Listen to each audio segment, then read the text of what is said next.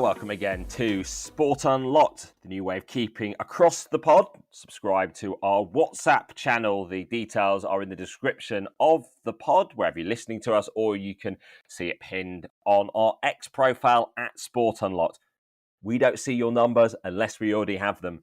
So you can follow updates there to listen to myself, Rob Harris from Sky News, Martyn Ziegler from The Times, and Tariq Panja from The New York Times, and particularly a lot of people listening to us in Saudi Arabia. It's 26 in the Apple Pod Sports charts this week.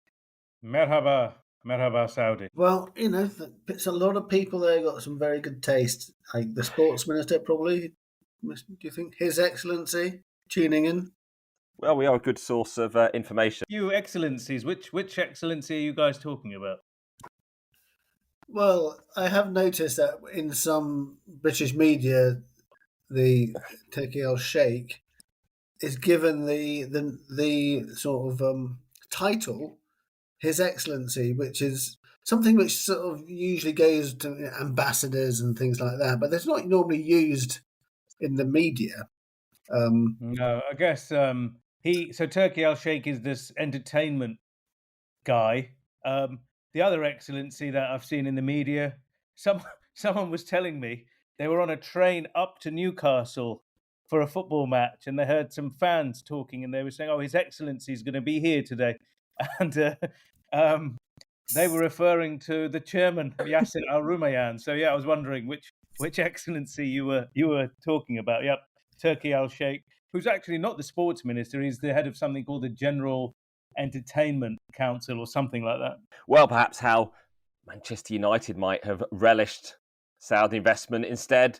Public investment fund going to Newcastle, Manchester United having their 27.7% purchase this year by Sir Jim Ratcliffe and Ineos, putting them in control while the Glazers are still the majority owners. And we're really seeing a sense of, on one side, the task that they face in terms of revamping the club because of the losses that they've reported this week from last season.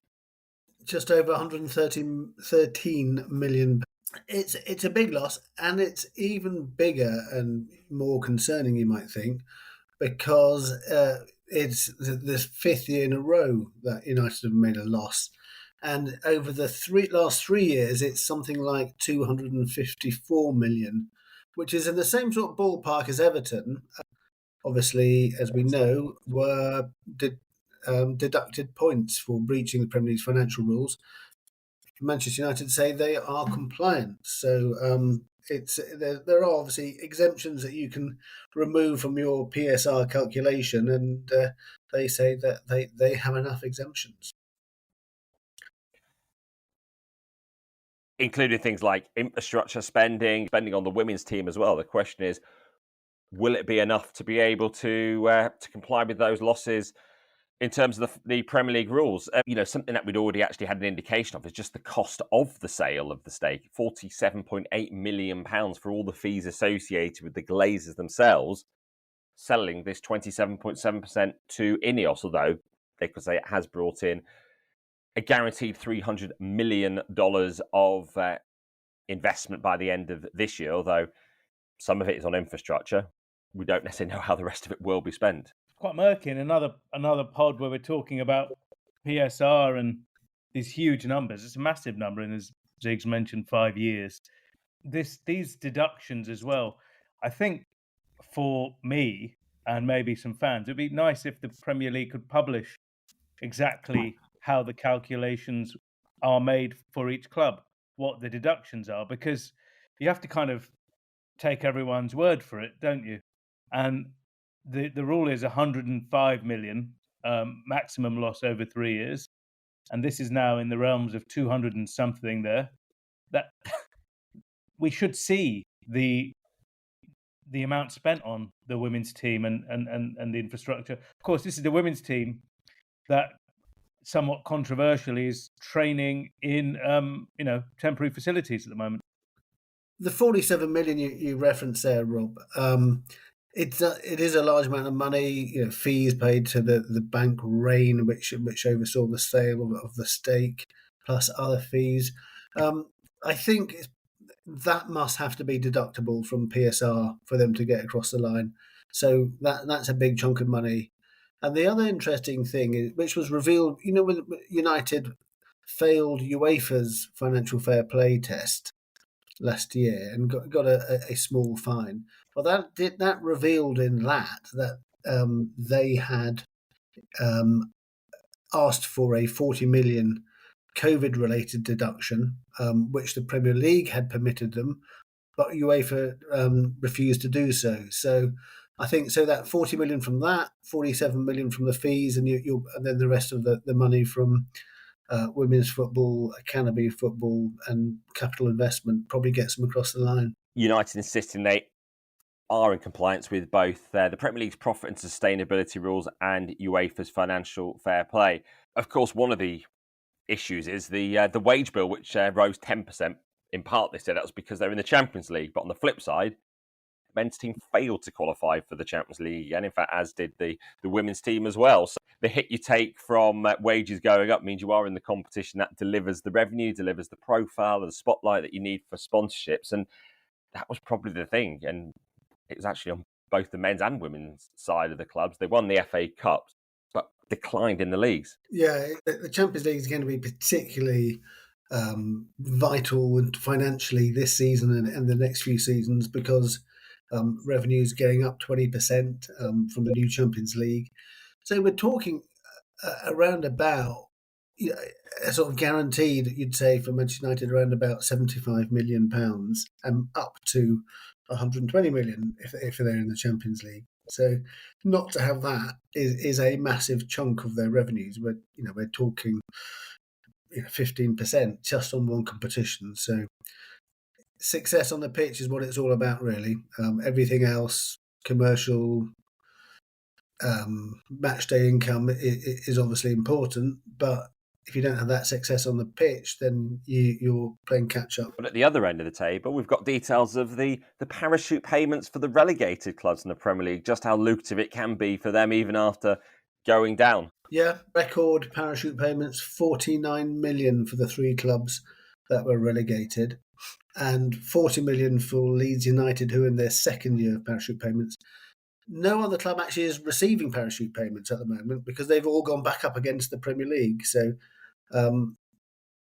but it remains a sort of very controversial thing. The EFL don't like it. They say it distorts the competition, gives a massive advantage to the relegated clubs.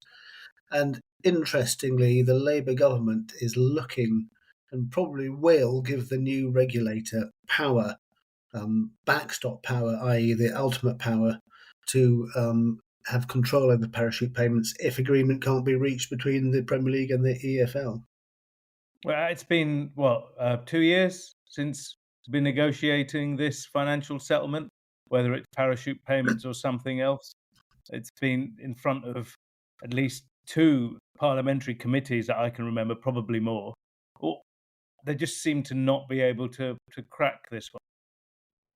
And that mandating a redistribution of funding, an issue raised by the UEFA General Secretary, Thea Theodoridis, in a letter to the Culture Secretary, Lisa Nandy in the UK. It talked about ensuring football regulation is managed by the national FAs and about UEFA's fundamental requirement that there should be no government interference in the running of football. Now, all sorts of concerns about will it lead to English teams being banned from UEFA competitions, but that does only seem to be vaguely dangled in the letter. So maybe no realistic prospect of England being booted out of Euro 2028, which it's largely hosting. Of course, the wider issue regarding that tournament is the UK government saying that it won't redevelop the derelict Belfast Casement Park Stadium. So it could seem that Northern Ireland will have no matches at the Euros, which is being co-hosted as well by Ireland, Scotland, Wales, the final all at Wembley. Now, as for that UEFA letter on the regulator, it does raise a warning about scope creep, i.e. the regulator not assuming more powers down the line beyond its mandate. And Tariq, as you did point out on Twitter, that it does seem quite favourable this for the Premier League this week for threat. Certainly the Premier League you've been trying to diminish the powers of the regulator and warn of unintended consequences.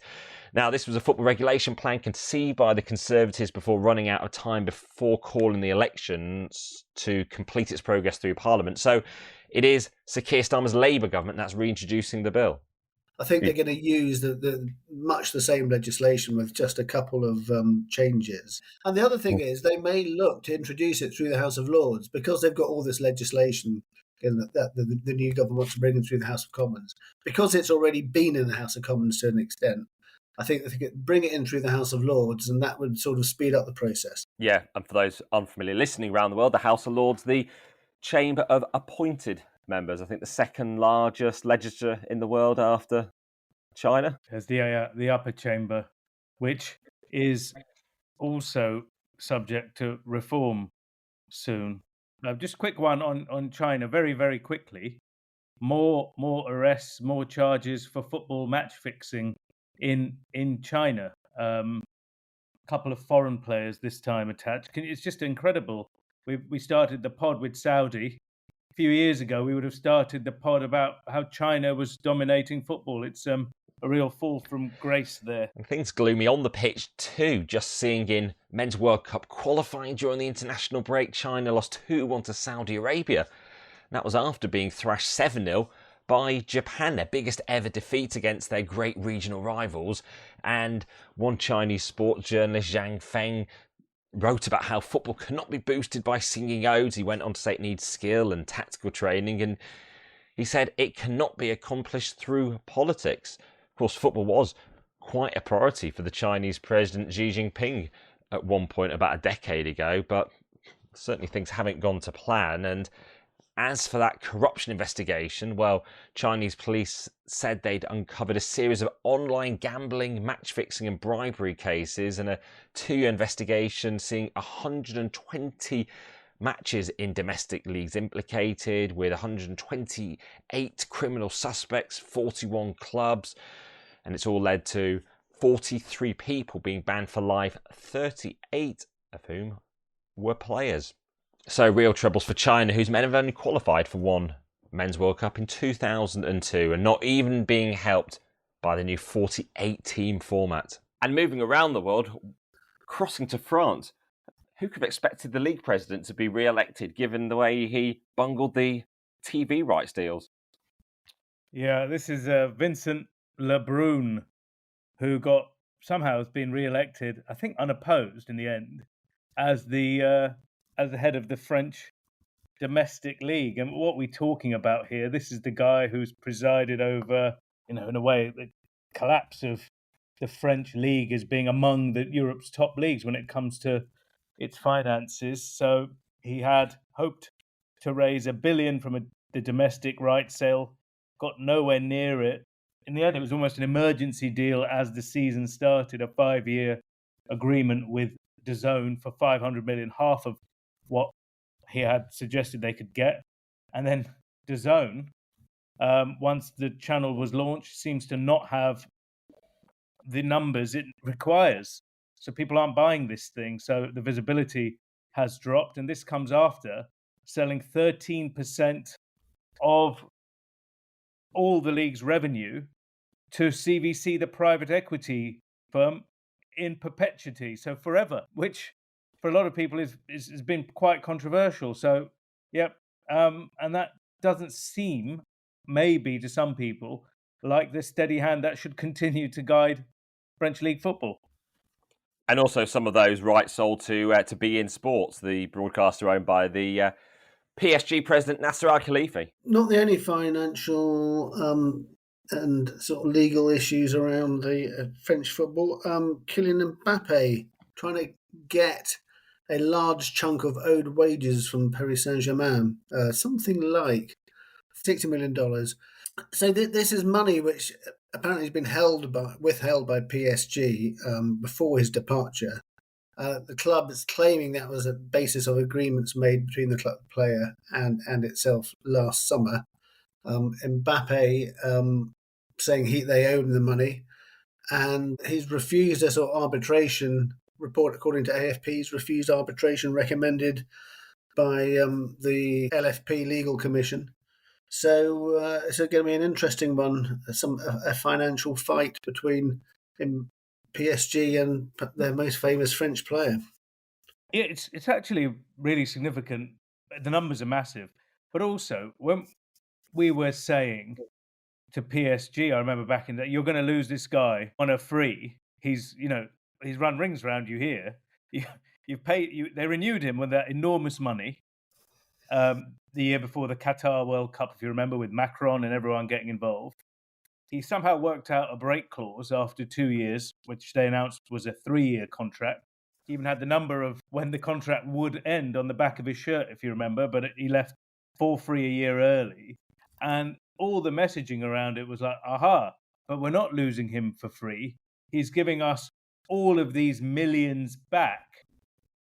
And that means that's the equivalent of a transfer fee because he's moved on a Bosman contract. Now, if they don't get this back, they have lost him for free, and he's absolutely raked in all that money. I always thought it was a bit strange because this idea that they were going to be it was going to work for PSG financially, this sort of player that they spent huge amounts of money on, how it was going to help them financially, apart from the fact they get them off the wage bill. It was, this all goes back to this letter that Mbappe sent to PSG in the summer of 2023, saying he didn't want to accept the offer of an additional season.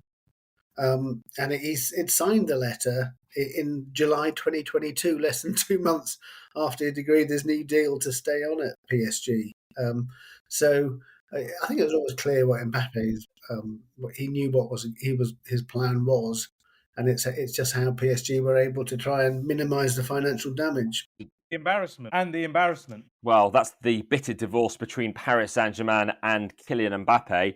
Are we heading to similar acrimony between the Chelsea ownership? What a week it's been. It's quickly unravelled, and perhaps this was always inevitable beat between Todd Bowley, who has been the quite visible face of Chelsea for some time since the takeover 2 years ago, and Bed Agbali of Clearlake, who are the majority owners of the club that they gained from Roman Abramovich. And this has exploded in the last week or so, hasn't it? Now all their bitterness coming out in public through briefings. Yeah, it looks as though Clearlake want to buy out Bowley, and whether Bowley will sell up is unclear. I think they probably don't want to, but it has previously been reported that Bowley's only going to be chairman for a fixed length of time, and then he's going to move on. 5 years. 5 years. Yeah, they have to rotate between two groups. But I think it does underline the fact it's quite difficult if you have two bosses, effectively. Who's in ultimate charge of running the club? Is it Bedad Igbali from Clearlake who have the biggest stake, or is it the person who's the sort of nominated chairman? I think that creates problems. Tariq, and this was something that was asked of Sir Jim Radcliffe in February when we saw him after buying that stake in Manchester United, how it would work with the Glazers. They're the far from majority owners at all. The Glazers still have the majority ownership. They have control of football operations. What happens if they disagree? And didn't you almost imply we hope we don't have to resort to looking at those papers and those sort of caveats and clauses? Yeah, we don't get into that. But it's slightly different. I mean, for the Glazers, this is like another deal of the century, having already secured one when they pretty much got Manchester United without putting hardly any of their own money and loading it with the debt. What they've got here with Ratcliffe and co. is a buffer. They've been hated by the fans for not running the club properly. Now they're saying, we're not running it, these guys are. So you've got the cover there. They've got all of that money, more than £1 billion for what did you say, 27.75% or whatever that was? It's incredible. Chelsea's always been strange, though, hasn't it? Chelsea, £2.5 billion in an emergency sale. This bizarre commitment to spend 1.75 billion, which they've just raced through buying all of these players. And then these two groups, and Bowley is part of the other part of Chelsea. He owns what 30? His group owns 35.5%. He owns a third of that. Who are the others in that? This octogenarian Swiss billionaire that we've never heard from. Mark Walter is a business partner of Bowley's.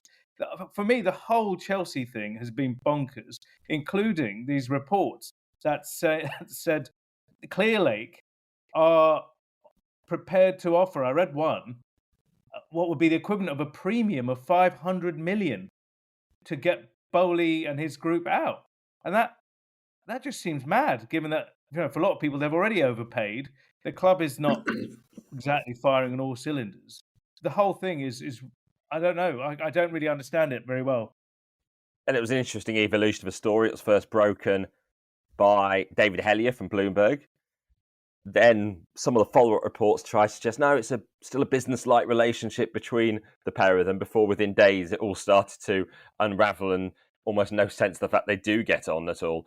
And perhaps that's just inevitable when so much has been spent on players, so much disruption has taken place, which is seen just if you look at the team that won the Champions League in 2021. I don't think any players are in the squad anymore, certainly in the starting lineup, are there? Trevor Chalobah, the last, maybe Reece James actually is still there, I guess. But yeah, but one maybe two. But see, so Rob, do you know all these numbers we've just fired out and that deal and the strain? Do you think we've looked at this in a way? We keep rushing to the next story around Chelsea, but I've said it doesn't make sense to me. Does it make sense to either of you? Ziggs, what do you think about all of this from way back when, the 2.5 billion, this 1.75 commitment? Why should someone else force you to spend 1.75 billion on a team?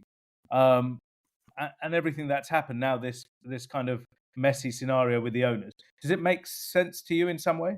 It doesn't really make sense unless you view it as private equity buying basically a future promise. So a bit like all the social media companies, a lot of digital companies, their value has increased. They've all lost money every year. They've never made a cent, but their value increases because of the future promise. So I think that's probably why private equity has looked at a Premier League club and thinking, well, the future promise of riches is going to make the value of this asset go up. So whether that's going to be a European Super League, is that going to be Premier League having a sort of massive explosion in TV rights by Apple or Amazon or Netflix or something like that, or somehow our club's going to be able to sell their own TV rights or something like that. So I think that's the only way it makes sense. Are you calling Chelsea the MySpace of football? No, not at all. I'm I'm saying it could be Or it could be the BuzzFeed of football as well. We saw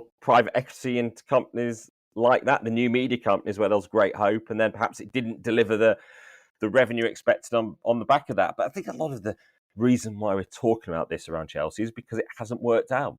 If they won the Premier League, won the Champions League since then, it would probably gloss over a lot of it. It's because this vision, the vision they claim was better than anyone else's in football, hasn't produced the results. And signings like they made at the start of the ownership on big pay, long contracts, then they've reversed that to now claim they're on long contracts and low pay, incentivized is the new plan. And all around there is just disruption. We saw with how Mauricio Pochettino left at the end of last season, with Bowley backing him in public, then leaving. And obviously he's now started his new job with the United States. But might not be an appealing destination for some.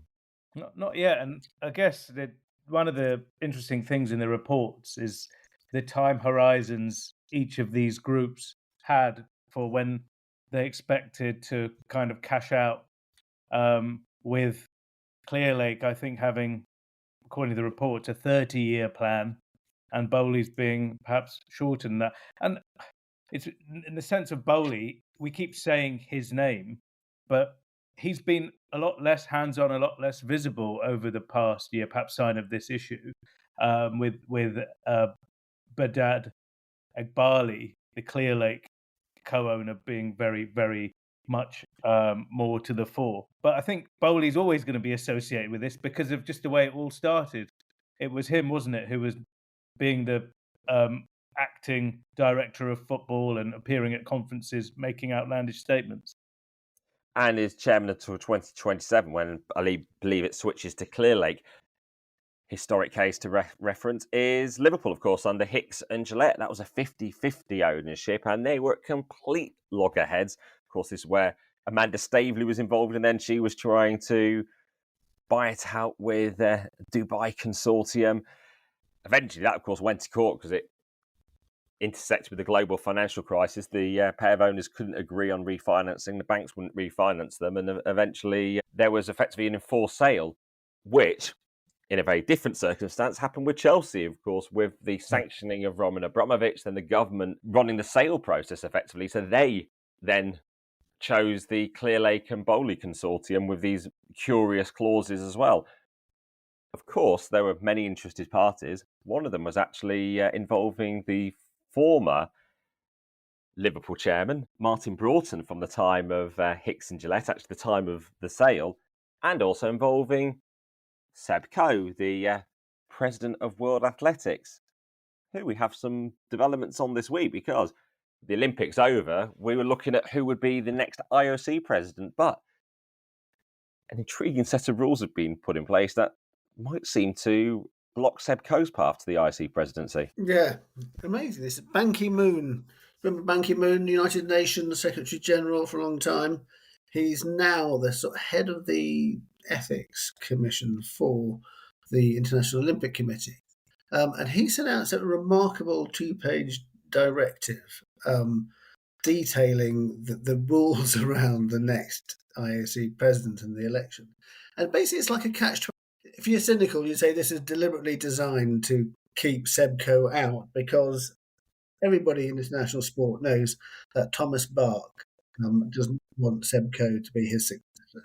I think that's fair to say. Yeah, he seems to not stand it. But Ziggs, this letter, what does it actually mean? Like, if you can break it down, what who can stand and who can't stand? What's it trying to say?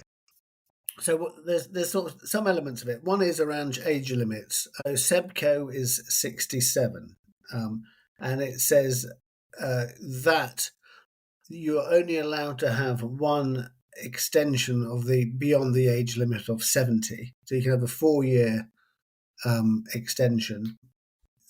Effectively, that would have to be for the full 8-year term of the first term of the IOC presidency. So basically, he would go past even the extended age limit before the 8 years was up. So that would seem to rule him out.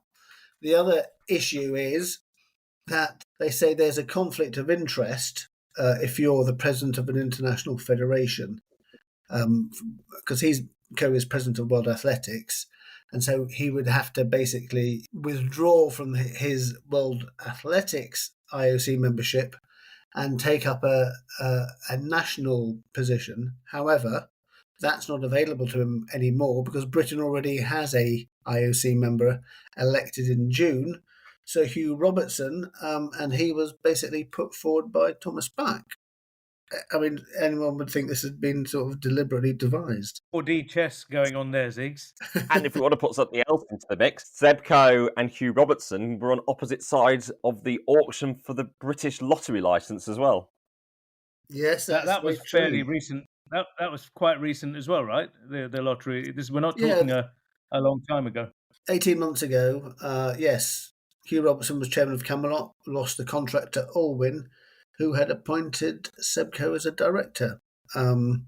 So I think that they, these people, these two British former and current chairman of the British Olympic Association, they basically ended up on opposite sides of the fence. He loves the director seat, Seb Coe. I mean, I think I was reading this week. He was on that Manchester United committee that is looking into a new stadium for Ratcliffe. So what the plans for Old Trafford were, and there were some developments with that. But I know he is chairing it. He's the chair of the task force that is deciding the shape of Old Trafford and the surrounding areas as well. Of course, World Athletics president is an unpaid role. So therefore, you're expected to be having other jobs. The question is, by not paying for that role, does it create conflicts when you do take other roles? Yeah, and just I know we talked about it. I mean, do some of those points raised in the letter make sense though? Obviously, if you're Seb Coe, you think I'm being hard done by, but I suppose the rules are there. I mean, one of the things people have pointed out is suddenly the IOC is putting this letter out and clarifying all of this, given that for months Thomas Bach allowed speculation to develop that he could himself go beyond the 12 years and rules could be changed. So he could, in the end, he said these rules are important just at the end of the Paris Olympics, and he won't be extending his term beyond the 12 years. But he did allow the speculation to develop and stories to grow out of it about changes. So again, another kind of slightly opaque, sporting body here in terms of what happens behind the scenes. The purpose of all these rules, part of still anti-corruption measures brought in following the Salt Lake City scandal of more than 2 decades ago. So is it actually good governance, or are we putting unnecessary age limits of 70 on people serving in these roles where you're suggesting someone at the age of 70 has passed it, which is very much not the case? Well, the other thing is, they're slightly arbitrary, these age limits, because anyone who was an IOC member before those changes came in isn't subjected to those age limits. They could, for example, if you were Thomas Bach, then the age limit doesn't apply to you. So that's a bit strange. The other thing to mention, I wrote in March 2021. I wrote a piece saying Seb Coe has emerged as one of the front runners to be the next IOC president, and that he was actively exploring the running. And I got a message from somebody who's part of the IOC, close to Thomas Bach, who said, "Do you want to bet on that?" So this was 3.5 years ago, and they were already then seemingly opposed to Coe taking over. And the reason why is because he sort of embarrassed the IOC on several occasions. He's taken a very strong line on Russia when the IOC didn't. He's both on doping and Ukraine, the invasion of Ukraine. And the other thing is him saying athletics will give cash prizes to gold medalists at the Olympics, which absolutely infuriated the IOC leadership. Yeah, and going back even further, I remember at the World Athletics Championships in 2019 asking Thomas Bach about Seb Coe's IOC membership, which he hadn't gained at the time, had he? And he referenced the conflict of interest issues to resolve, which I thought was quite unusual for him to go public on that, given the fact Bach will be very cautious in what he does actually reveal at times. So that hinted at some of the issues between them then, of course, at a time when Coe had taken a harder stand on Russia. Yeah, I think, Bach and Coe go back a long way. They were both members of a commission back in 1990, which was waiting to sort of develop the future progress and aims and ambitions of the IOC movement from an athlete's perspective. Bach had been a fencer, Coe obviously a runner.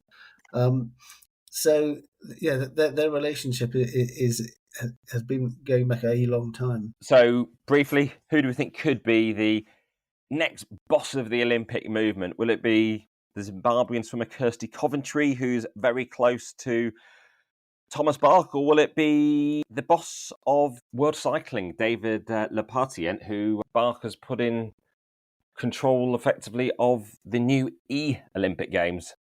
There's another candidate as well, of course, is Juan Antonio Samaranch Jr., the son of the former IOC president, who was tossed out after the Salt Lake City scandal. Funny enough, he's in that mix. I mean, Ziggs, we don't know where this goes. Do you think? But the hand of Thomas Bach seems to be very firmly on the tiller here. You get that impression. Yeah, Samaranch Jr. is definitely in the mix. he could also sort of run up against the age limit problem. I guess it might be interesting to know whether Bach wants to have some sort of legacy.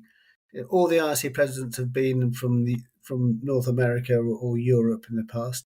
Does he want to have, and male? Does he want to have his legacy to be the first female IRC president, the first one from Africa, or Lapartien, who's been a very, very sort of close ally of his, and does he think that he's going to be the best person to sort of follow in his footsteps? I think that's the toss up there. What about the challenges for the IC going forward? It's finding new sponsors, because this week one of their leading backers, Panasonic, has ended their 37-year sponsorship of the IOC, and there's also uncertainty over Toyota's ongoing sponsorship, and another Japanese company, the tire maker Bridgestone, say nothing has been decided yet. Yeah. These are big contracts. Apparently Toyota's had a value of $835 million and says to be the largest ever for the IOC when it was announced almost a decade ago. I actually met the person from Panasonic responsible for the Olympics contract in Paris, and a couple of things happened there. The Panasonic, if you remember this last Paris Games, the sponsor that made the biggest splash was LVMH. You know, the owner of Louis Vuitton, owned by France's richest man. They seem to basically get branding all over the place, and that they weren't one of the premium IOC partners, but a national partner. Panasonic were particularly furious because in that opening ceremony, in fact, the scene that caused quite a lot of the controversy from some quarters, which definitely wasn't the Last Supper. There were turntables, DJ turntables used in the opening ceremony, and they weren't Panasonic ones. So they pointed that out. Also, the fact that LVMH seemed to have a 3-minute advert during the opening ceremony, they pointed out. Some people said they even asked for money back. But I did remember asking this fellow, do you think, he said, our contract's up here. Are you going to Los Angeles? And he was very, very, very non-committal, suggesting that they didn't want to do it anymore. Yeah, it's a huge contract. Started first in, I think, 1984. They had a relationship with Los Angeles over the giant screens there. But is there a future source of revenue coming from India? We've seen how India has been embraced by FIFA and the IOC very recently, and during the Paris Games, the IOC's marketing director, Anne-Sophie Voumard, said, we'd love to welcome a first new top sponsor from India, and I'm sure this is going to happen very, very soon. Of course, amongst the IOC members, Nita Ambani, who's the wife of India's richest man, Mukesh Ambani, who's running the Reliance Industries group. And we certainly saw how many were going to India House during the Paris Games. It was a place Gianni Infantino was, and so many were. And obviously the IC held a big meeting in Mumbai session fairly recently, and perhaps they're in contention for the 2036 Games. So if India was to start to push sponsors the IOC's way, it could help their chances, of course, while not in any way suggesting any issues with linking cash to the votes. But I think it would be wrong if you had a sponsor with a sort of representative directly as part of the IOC as a member. So, and I think that might be a bit too much for many of the other members. So I guess if there is a sponsor from India, it won't be directly from the Ambanis. And what about FIFA sponsors? Last week's pod, if you haven't heard it yet, was about how FIFA a bit unhappy when their sponsorship announcements don't get coverage. So here is one. The American company Frito-Lay, who make Doritos and behind the Quaker brand, they've upgraded from being a third-tier North American sponsor to a second-tier global sponsor, and it's going to introduce a fan of the match at the next Men's and Women's World Cups, but still no sponsorship of the new Men's Club World Cup next year in the United States. Well, you mentioned that. One thing we missed last week, we mentioned the Club World Cup. What about a vice president of FIFA owning a team in the Club World Cup? That could never happen. surely. Could it not? Step forward, Patrice Motsepe, Ah, the president of CAF, the owner of Mamelodi Sundowns, who are the, I believe, one of the African representatives there. So I'm sure, yeah, they'll keep him away from the referee's room and the VAR room, and maybe the draw as well. Yeah. Well, Tariq, do we now reference where you are and where you're being kept away from in terms of, also linking into the big challenge for the IC going forward? Yeah, we can. Neil, where are you?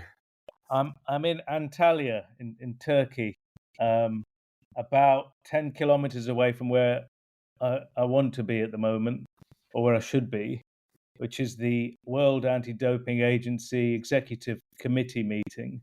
A crucial one. This is where the Cotier report, the full report into the Chinese doping cases, those 23 positives we talked about in the past with TMZ, is to be presented. I'm off-site, having been asked to leave, and a very friendly security guard placed me on a golf cart and escorted me off the premises a little earlier today. The pod that was out early this week touched on how communications professionals handle journalists, how the comms industry links into the media.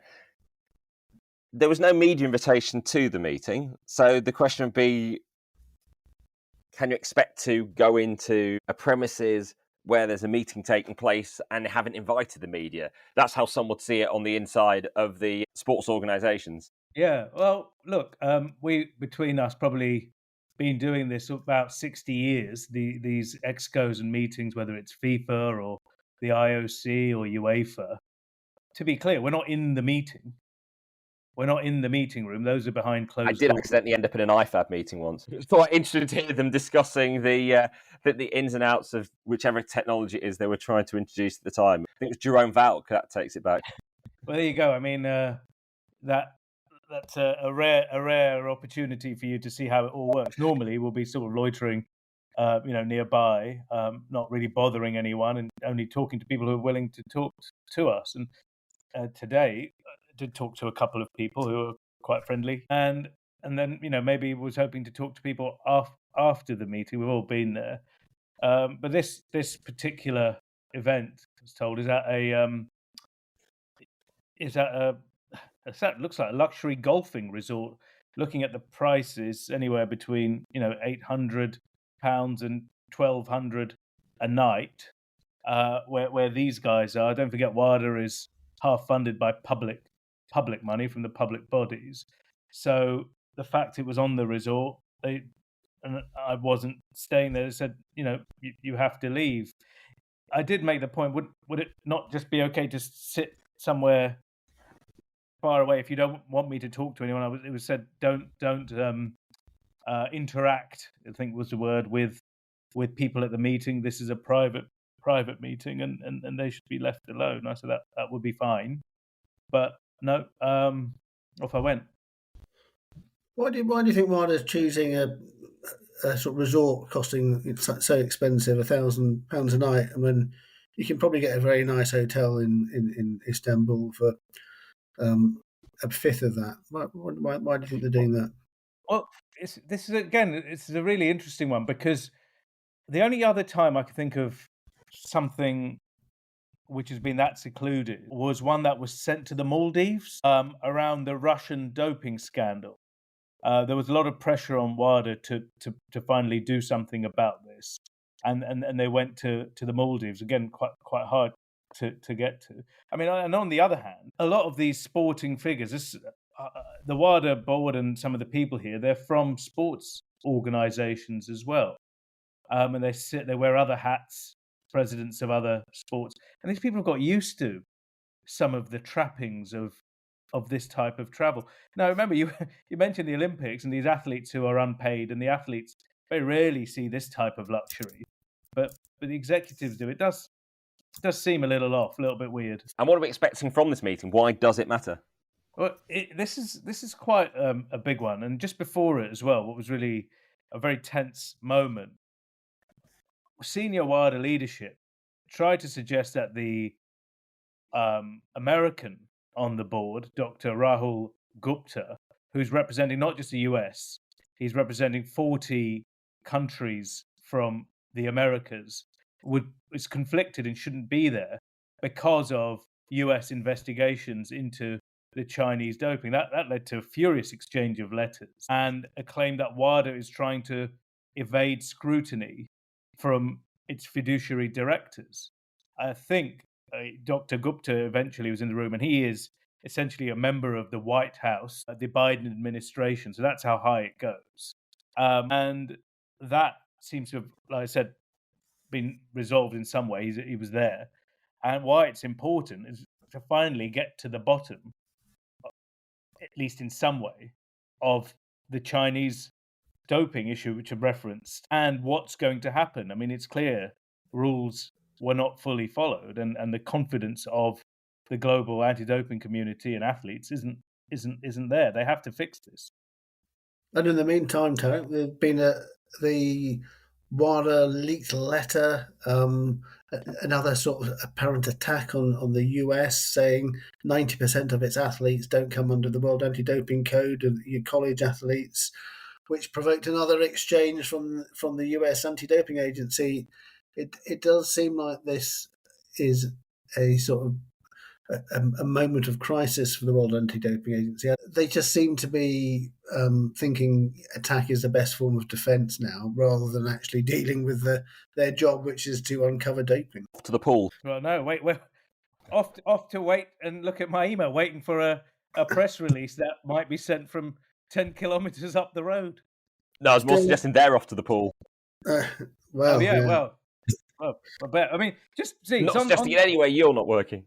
Ziggs, on what you just said there, this thing. This is like United States. It's turned into a fight, hasn't it? The United States versus WADA, and it shouldn't really be that. And the letter that was leaked to Reuters also, who I think during the Paris Olympics was the news agency that wrote another story about how the US was using undercover athletes who are doped without sanctioning them.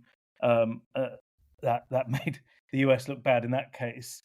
It's old news though, isn't it? I think WADA has been public about the fact that 90%. What are we talking about? We're talking about NFL, professional athletes, college athletes who aren't subject to the anti-doping code, which a lot of people would say is not good, is a disgrace, while trying to be the global policeman, trying to catch and convict doping wherever it happens, but not their own. We've talked about this, so the timing's interesting, but will it be resolved? Who knows?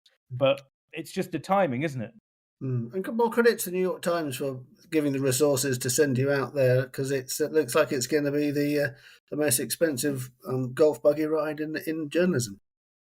Yeah, I mean, yeah, that's the other thing. There was no other reporters here.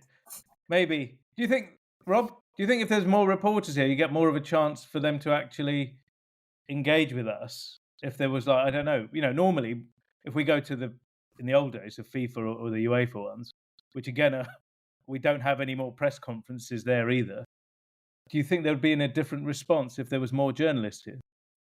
Because in reality, a lot of the world isn't talking about this meeting. Therefore, it makes it easier for them to push you away. There isn't a bank of cameras and reporters there sort of standing on the outside, showing they've been forced out, making them not look transparent. So it allows them to exist in the shadows because, as happens, we're now in the time, the European football season is underway. Football's dominating the agenda. We're years out from another Olympics, which then pushes some of these matters further down the agenda, doesn't it, globally? However important they are. When did you last go to Zurich? That's a very good question. I don't think I've been, certainly not since before the pandemic. September 2016 to interview the value new FIFA president. Yeah, I mean, in terms of transparency and like being able to do this job in the way we did it before. Well, maybe this is the new world. You sit behind a laptop, you try and go somewhere, and you just cannot talk to anyone. Miami is the place for FIFA now. They've certainly been pushing out a lot of images showing their new operations there. No, well, that is true. I mean, at least with FIFA, UEFA, you can access the hotels where they are staying. They don't stop you doing that, so you can meet people. Yeah. Unlike the IOC in Paris, where you weren't allowed access to their hotel because they claimed it on security grounds. So, yeah, keep going UEFA and FIFA on that front. You're certainly a step ahead. And anyone can listen to the podcast as well for free. Open access for everyone. Great stuff, guys. And as ever, you can send your feedback at Sport Unlocked on X, Facebook, Instagram, or follow us on that WhatsApp channel that updates on all the new episodes. For now, thank you for listening. Goodbye.